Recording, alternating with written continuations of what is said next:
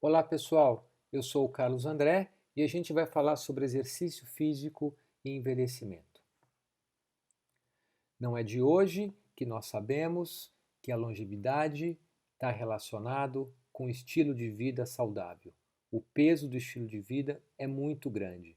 Coortes de adultos estudadas nas últimas décadas mostram que o exercício físico e outros hábitos saudáveis são fundamentais para uma vida independente e, e um envelhecimento com autonomia.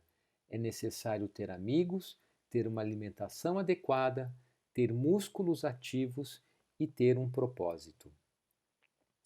Como o exercício físico modifica o processo do envelhecimento? Antes de mais nada, para que todos ficamos na mesma página, vamos conceituar essas seguintes situações. Primeiro, como você vê no meu cursor, a resposta fisiológica ao ajuste agudo e as adaptações fisiológicas no ajuste crônico. Quando a gente faz uma atividade física, algumas situações fisiológicas acontecem. A frequência cardíaca aumenta, a pressão arterial aumenta, aumenta a ventilação pulmonar, aumenta o estresse oxidativo, aumenta o lactato, existe lise de fibra muscular, aumenta a inflamação medida por uma citocina pró-inflamatória. Porém, à medida que você vai se condicionando, à medida que você vai repetindo a atividade física semana após semana, meses após meses, existe uma adaptação fisiológica que muitas vezes encontra situações opostas àquelas descritas no ajuste agudo. Bradicardia, redução de pressão, hipertrofia de musculatura esquelética, aumento da capacidade de captação de oxigênio, aumento das enzimas antioxidantes, melhora da imunidade inata adaptativa, redução de citocinas pró-inflamatórias, como a IL-6 e o TNF-alfa. No idoso, todo esse benefício das adaptações fisiológicas do ajuste crônico depende do tipo de exercício, da intensidade, da frequência e da duração.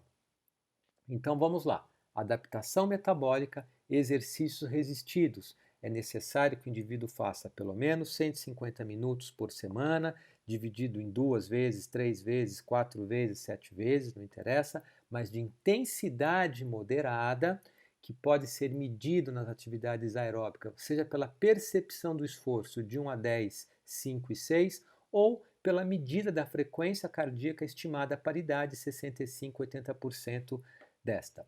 No exercício resistido, a percepção do esforço também vale para medirmos e para tentarmos calcular qual que é a intensidade do exercício, porque o ideal é que seja também de moderada intensidade, que possa ser também calculado e medido através do teste de repetição máxima. 50 a 60% da carga é moderado, acima de 80% é vigoroso.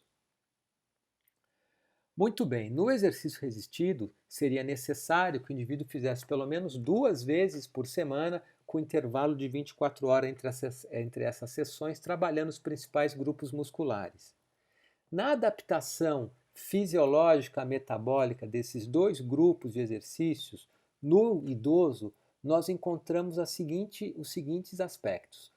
No exercício aeróbico, existe uma melhora da capacidade cardiorrespiratória, um aumento de mitocôndrias e capilares musculares, aumento da mioglobina intramuscular, aumento das enzimas do ciclo de Krebs da cadeia transportadora e, em relação ao exercício resistido, melhora da capacidade neuromuscular, melhora a força, melhora a atividade glicolítica, aumento de hipertrofia muscular, aumento de estoques da fosfocreatina intramuscular.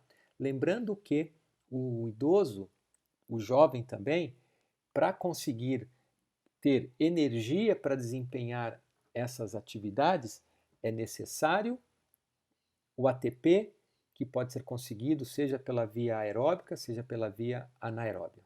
Bom, no processo de envelhecimento, existe uma alteração da complacência e da elasticidade.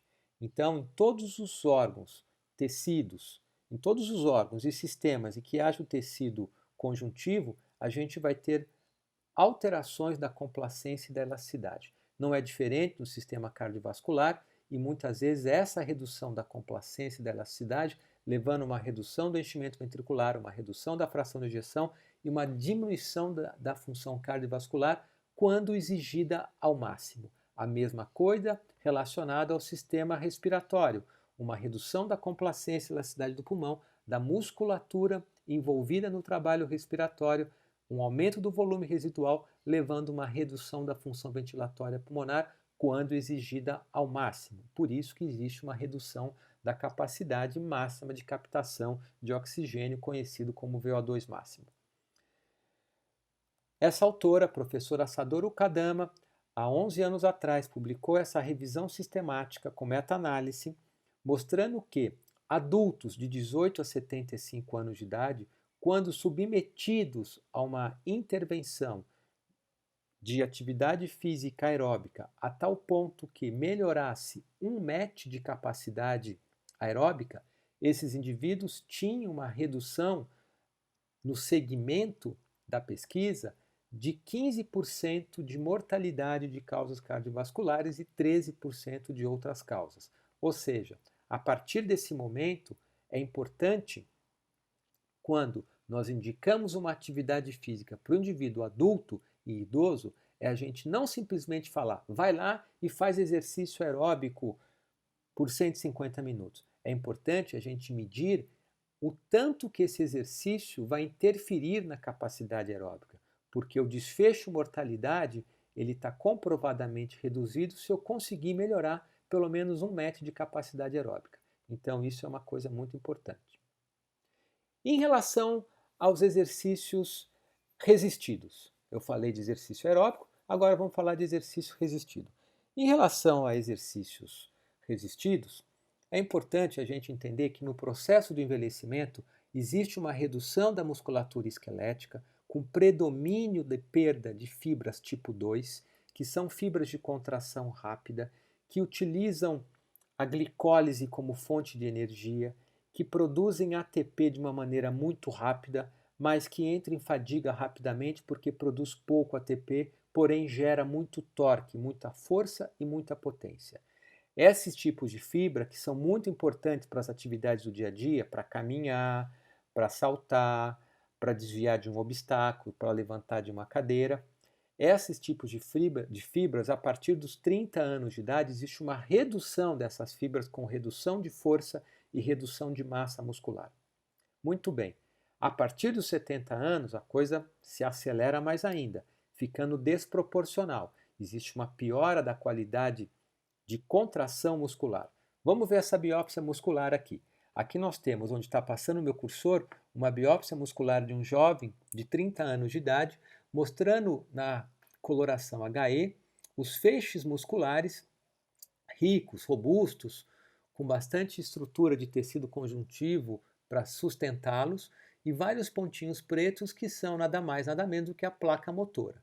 Quando a gente olha esse idoso de 70 anos de idade, ativo, porém não treinado, a gente vê que existe uma redução desses feixes musculares, existe uma redução do tecido conjuntivo que sustenta e a gente vê poucos pontinhos pretos de placa motora, ou seja, os neurônios aí andaram meio sumidos, talvez pelo fato desse indivíduo não ser treinado. Quando esse indivíduo é treinado, né, com exercícios resistidos, 40 dias depois eu faço uma nova biópsia e encontro vários pontinhos pretos de placa motora, ou seja, houve um recrutamento de novas fibras e o reaparecimento de neurônios nesse músculo. Quando a gente olha uma outra coloração, aqui desse indivíduo jovem, a gente tem os feixes com fibras tipo 2, que são esses feixes mais escuros, e os feixes mais claros com fibra tipo 1. Quando a gente olha aquele idoso antes de ser treinado, a gente perde essa arquitetura, a gente vê que as fibras tipo 2, elas ficam meio soltos, desaparecem, existe um mosaico meio de infiltração branca que na verdade é tecido gorduroso infiltrado nesse músculo e depois de 1 mês e meio de treinamento resistido, a gente vê um reaparecimento, pelo menos uma reorganização das fibras tipo 2, que elas ficam mais juntinhas, mais agrupadas e isso melhora a qualidade de de contração. Então, são alterações que acontecem e que podem ser parcialmente revertidas e muitas vezes a ponto de você recuperar força e potência de quando você era mais jovem, porém não fazia atividade, não fazia treinamento. Uma outra maneira da gente visualizar o tanto que o exercício resistido pode ajudar no ganho de funcionalidade, de força muscular, é esse trabalho, que é um trabalho realizado com jovens e idosos, que todos eles agudamente sofreram uma intervenção de exercício físico, metade deles, dos idosos e dos jovens, além do exercício físico, receberam também uma porção de aminoácidos de cadeia ramificada, valina, isoleucina e leucina, que são aminoácidos muito importantes para também ajudar, além do exercício, para ajudar a ativação da via mTOR e com isso ajudar a quebrar a resistência anaeróbia muito comum no envelhecimento. Então a gente vê que depois do exercício físico, no tempo basal, eles receberam essa quantidade de aminoácidos e 6 horas depois, né, dosando a síntese, dosando as proteínas musculares sintetizadas, a gente vê que o idoso, a ponta da seta vermelha aqui, ó, a grande, a gente vê que o idoso que fez exercício e que recebeu os aminoácidos teve uma resposta bem robusta quando comparado com o grupo controle, que era o grupo que não tomou aminoácido e que, portanto, teve uma dificuldade maior em vencer essa resistência anabólica.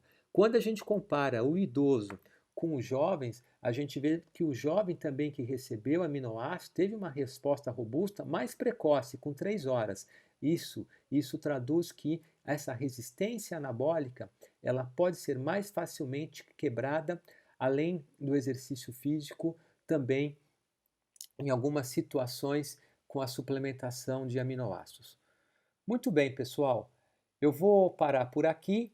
Nós vamos continuar a segunda parte da aula, falando sobre o exercício físico modificando a inflamação, a imunidade e a cognição. Me segue aí.